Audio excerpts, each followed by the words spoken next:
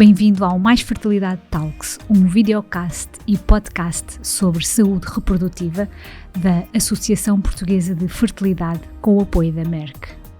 Olá a todos, mais uma vez bem-vindos ao Mais Fertilidade Talks, o videocast e podcast da Associação Portuguesa de Fertilidade com o apoio da Merck Portugal. Nesta edição vamos falar sobre procriação medicamente assistida, muitas vezes conhecida com o acrónimo PMA, e vamos, portanto, abordar a parte da ciência e quando a ciência traz esperança. Esperança que eu acredito que é um termo e uma palavra muito usada e que acompanha os casais que querem ser pais desde o primeiro dia, e acredito que aqui a nossa convidada também possa concordar comigo, doutora Daniela Sobral, que é subespecialista de Medicina em Reprodução. Muito bem-vinda e obrigada por ter aceito o nosso convite. É ou não a esperança muito utilizada pelos casais que acompanha?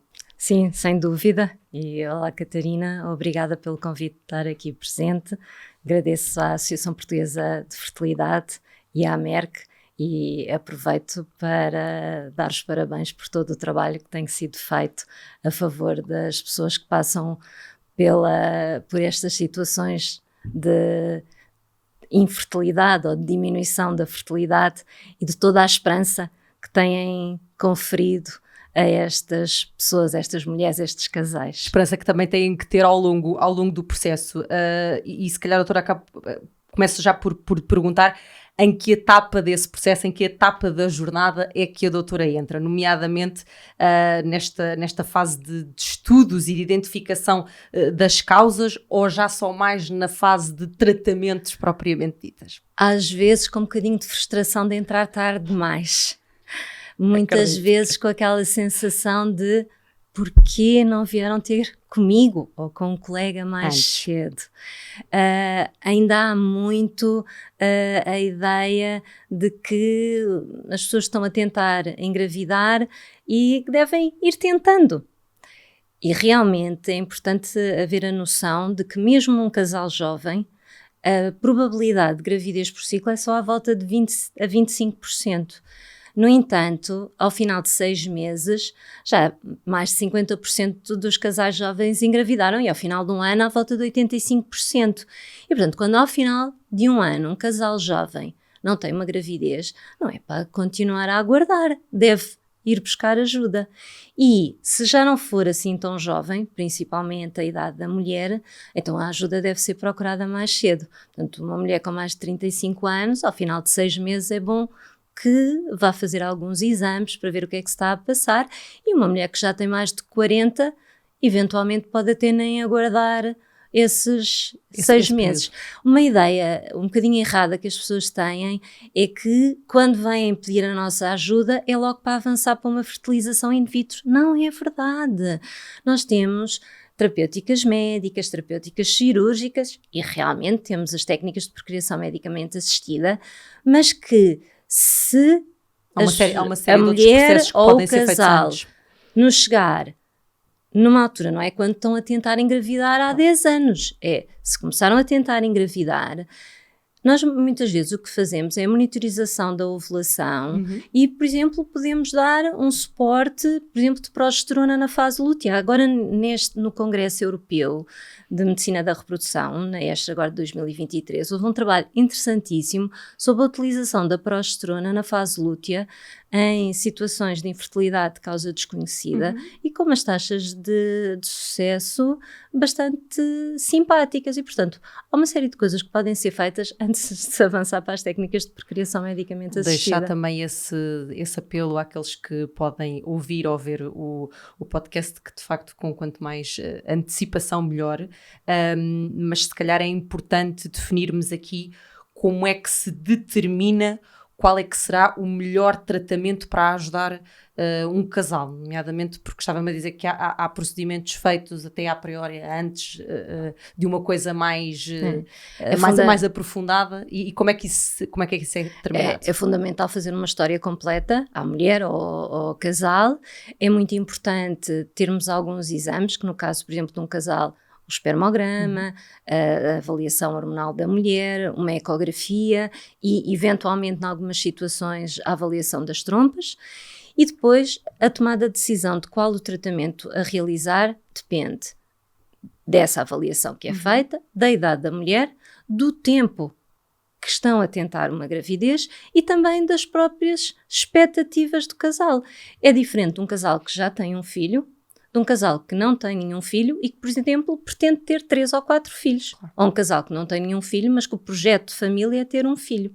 E, portanto, todos esses aspectos têm que ser tidos em conta. É o conjunto que faz a história. Claro. E, portanto, hoje em dia estamos longe daquele modelo que era o médico decidia qual é que era o tratamento indicado. Não, nós hoje em dia propomos qual é o tratamento que nós achamos que será mais indicado. Mas é uma conversa que temos que ter com a mulher ou com o casal. Exatamente, por falarmos em tratamentos. Que técnicas, tentando pedir-lhe que seja o mais concisa possível, porque lá está, percebo que depende muito de caso para caso, mas que técnicas é que atualmente temos disponíveis em Portugal? Nós, em Portugal, estamos num patamar técnico-científico muito elevado. E, portanto, isso já são ótimas notícias, não é? Para quem nos ouve.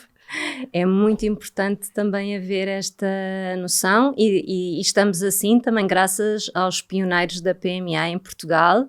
Nós começamos a fazer tratamentos logo muito cedo e Portugal tem uma longa tradição de realização dos tratamentos com muita qualidade. Claro que gostaríamos se calhar de já fazer em mais quantidade, não estamos ainda a níveis de conseguir ter uma boa replicação portanto, para contribuirmos para a taxa de natalidade que gostaríamos, mas por falta de aproximação dos casais e das pessoas que sofrem por vários fatores. Um dos fatores que eu acho que é mais importante em Portugal é que acho que devia haver um bom plano de educação para a fertilidade. E acho que isso não existe. Era uma coisa que eu acho que faz muita falta em Portugal. É fundamental educar os nossos jovens de como cuidar da sua fertilidade, porque há situações em que nós podemos evitar que a infertilidade ocorra. Há situações que não. E às vezes eu também sinto que há algumas mulheres e alguns casais que ficam bastante tristes, por dizer, mas eu sempre tive uma vida saudável, eu tenho uma dieta equilibrada, não fumo, não bebo em excesso, não tomo muitos cafés, faço exercício físico, apanho sol, tenho imenso cuidado e porque é que eu não consigo engravidar? É frustrante perceber que há razões para além da razão, não é? Às vezes é muito frustrante, mas isso não invalida que a pessoa deva ter esses cuidados, não é? E, portanto, isso acho que é o que faz mais falta em Portugal, porque, sem dúvida, conhecimento é poder e quanto mais conhecimento as pessoas tiverem... E estarmos bem posicionados também era uma das minhas questões e que felizmente a doutora já me respondeu. Estamos bem posicionados até a nível da Europa, mas há pouco perguntava-lhe quais são as técnicas especificamente, isso nos pode dar uma breve descrição de cada uma delas. Portanto, os tratamentos que temos à nossa disposição são os tratamentos médicos, por exemplo, como eu já falei, os suplementos hormonais, são os tratamentos cirúrgicos e hoje em dia temos cirurgias cada vez mais minimamente invasivas. Na área da medicina da reprodução privilegiamos as laparoscopias, as histeroscopias e depois temos as técnicas de procriação medicamente assistida, sendo que a técnica mais simples é a inseminação intrauterina, em que controlamos a ovulação e na altura em que a ovulação está a ocorrer, fazemos uma preparação de esperma, que depois através de um catéter muito fino, não é uma técnica nada dolorosa, introduzimos o esperma tratado dentro da cavidade uterina. Depois temos a fertilização in vitro, que como o próprio nome indica, a junção do ovócito e do espermatozoide é feito em laboratório, com a variante da microinjeção intracitoplasmática, em que em laboratório, bem complexo. Em que em laboratório é selecionado o espermatozoide e introduzido, através de uma micropipeta, dentro do ovócito, e que essa técnica é utilizada em fatores masculinos graves, ou quando num tratamento FIV anterior não houve fertilização, ou também quando se utilizam ovócitos criopreservados. Depois há a transferência de embriões congelados, hoje em dia uma técnica que utilizamos cada vez mais. Temos também a preservação da fertilidade, com a preservação de ovócitos, preservação de espermatozoides, tecido ovárico, tecido testicular. Temos ainda as técnicas de roupa, que é a reseção, portanto, em casais de mulheres, a reseção de ovócitos da parceira. Temos também os testes genéticos pré-implantatórios e temos também a gestação de substituição. Uma panóplia bastante alargada de opções, que se calhar perguntava-lhe se têm aqui algum limite técnico de utilização de alguma destas técnicas consoante a idade da mulher ou do homem. Há aqui algum limite que tenho que ter em conta? Atualmente em Portugal não há limite de idade do homem. Em relação ao limite mínimo da idade, são os 18 anos. O limite máximo são os 50, portanto os 49 anos e 365 dias, nos hospitais privados. Nos hospitais públicos, para a fertilização in vitro, são os 40 anos, quando a mulher, portanto, no início dos 40 anos. E para a inseminação intrauterina, os 42 anos. Nos hospitais privados, o limite de idade para as técnicas com os próprios ovócitos depende da taxa de sucesso dos mesmos. E nós sabemos que aos 42 anos, uma mulher que faça uma inseminação intrauterina, a taxa de sucesso é quase zero. E aos 45 anos, uma fertilização in vitro com os próprios ovócitos, também a taxa de sucesso é quase zero.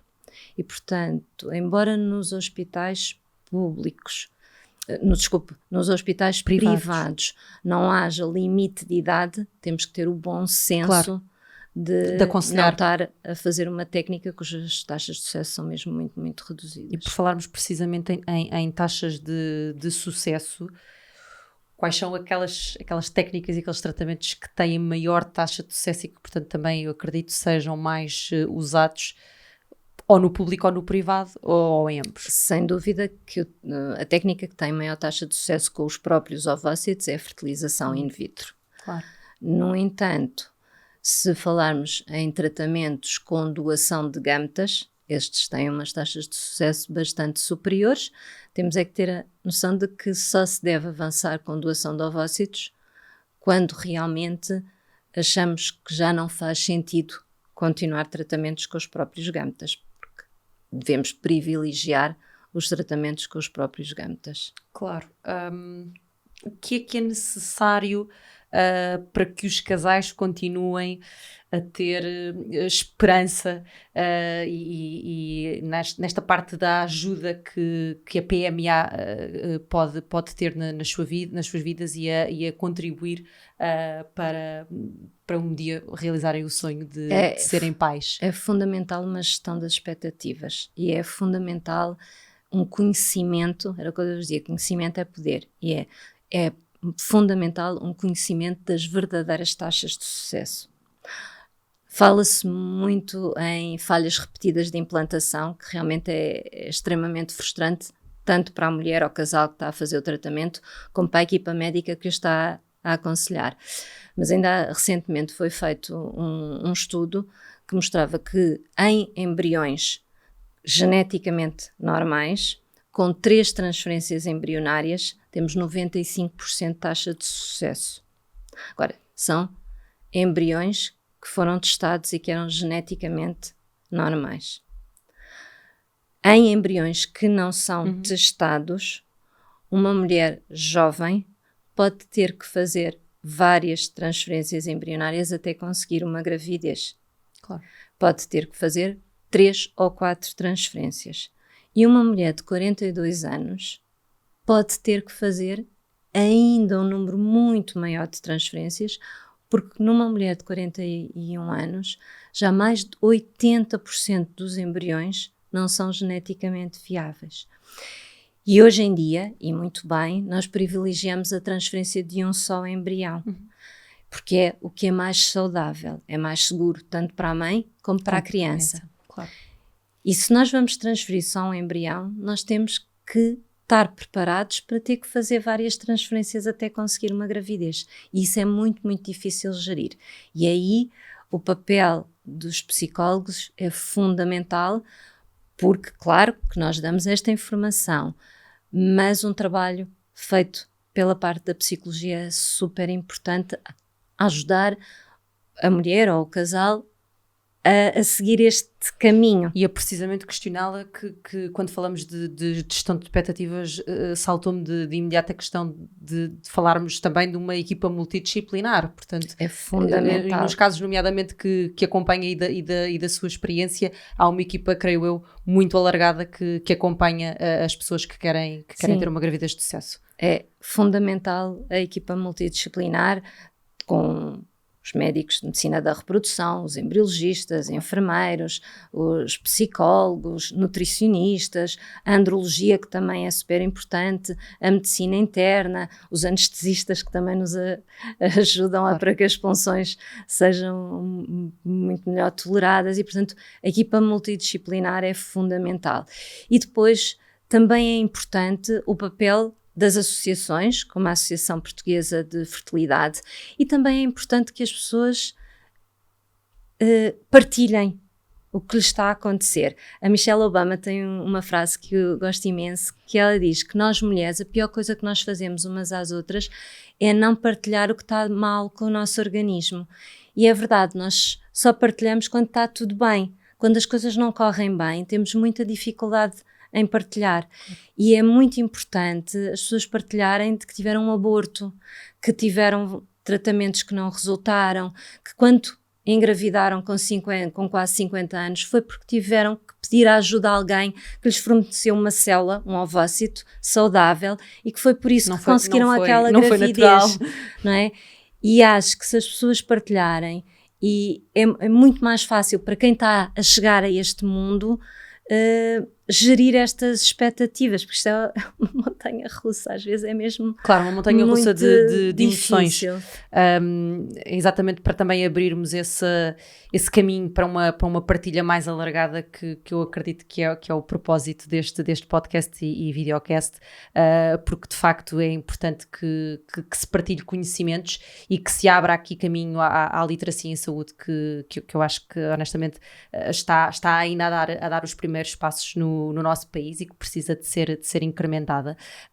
Mas queria puxar a nossa conversa um bocadinho para o início, porque me falava que esteve também no Congresso Europeu, e perguntar-lhe se é possível afirmar que de facto têm sido dados passos muito largos a nível de investigação, e explorarmos aqui um bocadinho o nosso posicionamento a nível europeu e por comparação com outros casos que possa conhecer de outros países da Europa, até do mundo, como é que Portugal está, o que é que Portugal está a fazer, o que é que Portugal está a fazer de diferente, e como é que Portugal é visto lá fora, porque isso também de certa forma se calhar pode dar, eu tenho esperança que dê aqui um voto de confiança nos nossos procedimentos e também nos nossos profissionais.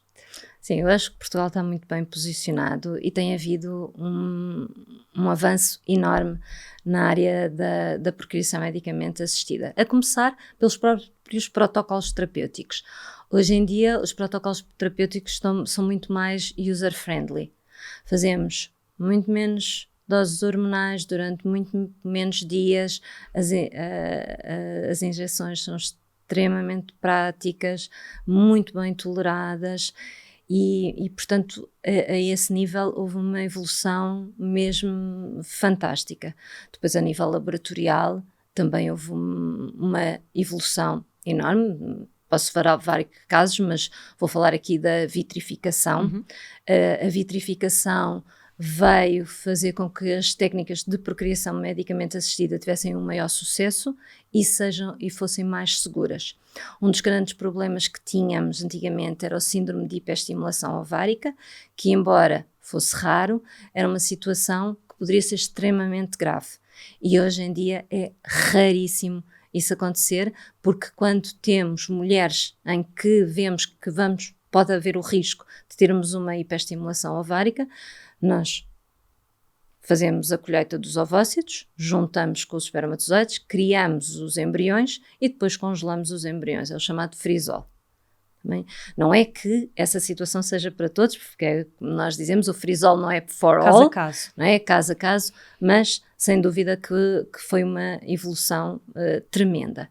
Depois o que já falámos da transferência eletiva de só um embrião, que veio fazer com que o número de gravidezes de gêmeos diminuísse de maneira acentuada, e ainda agora neste congresso viemos no fundo congratular-nos como comunidade de termos baixado imenso o número, a taxa de gravidez gemelar, com o concomitante diminuir de uma série de situações, como as paralisias cerebrais e outras que estavam muito associadas às gravidezes de gêmeos. E, portanto, hoje em dia podemos estar tranquilos de que estes tratamentos são seguros para as mulheres, tanto nos trabalhos que têm sido feitos, por exemplo, nomeadamente em termos de cancro da mama, têm sido bastante tranquilizadores, e em termos da segurança para a criança futura. Claro que há algumas técnicas ainda mais recentes que ainda não sabemos quais são os efeitos que vão ter a longo prazo. Não é? E é sempre uma preocupação, e todas estas crianças vão sendo acompanhadas para nos podermos tranquilizar, claro que sim. Há um processo, como já percebemos, e há aqui um caminho ainda a ser percorrido, que também acredito será percorrido pela doutora. Para fecharmos, se calhar uma consideração final ou algum conselho que queira deixar para aqueles que vão ouvir ou ver o nosso podcast e videocast. Pronto, em termos assim das técnicas, que é o que estamos a falar hoje, claro. Em relação à fertilização in vitro, há uma dúvida que muitas mulheres me colocam, que é se fizerem várias colheitas de ovócitos, e nós hoje em dia sabemos que quantos mais ovócitos temos, maiores as probabilidades de sucesso, e hoje em dia há inclusivamente mulheres a fazerem preservação da fertilidade por razões sociais, ou seja, porque chegam aos 30 e poucos anos e sem condições para avançar para uma gravidez, e então congelam os seus óvulos nessa altura, que é a altura em que devem ser congelados. Porque infelizmente às vezes chegam-nos mulheres com 42, 43 anos a querer congelar ovócitos, mas nessa altura já não faz sentido os ovócitos serem congelados. Para fazer um congelamento de ovócitos deve ser em idades mais jovens. Mas uma dúvida que me colocam frequentemente é se isso vai fazer com que a sua reserva ovárica vai ficar mais baixa e se vão entrar em menopausa mais cedo. E não, porque todos os meses há um grupo grande de ovócitos que é libertado dos nossos ovários e que são desperdiçados. Normalmente num ciclo natural, só é que há a ovulação, os outros todos sofrem atrésia e, portanto, não os aproveitamos. Nos tratamentos, nós tentamos aproveitar o maior número de ovócitos. Claro. Deixar também esse apelo às ouvintes e aos ouvintes que podem procurar ajuda e que podem e devem ser bem acompanhados e aconselhados pelos especialistas como a doutora Daniela, que hoje esteve connosco. Muito obrigada pelo seu cuidado, obrigada pela forma tão esclarecedora que respondeu às minhas perguntas, e tenho a certeza às dúvidas de muitos dos que nos acompanham em casa. Para esses, espero que este episódio tenha sido do vosso interesse e que tenha aguçado a curiosidade para ver ou rever este podcast e videocast. Acedam às plataformas e, claro, para essa curiosidade aguçada, não deixem de pesquisar nas diversas plataformas, redes sociais e site, nomeadamente da apfertilidade.org.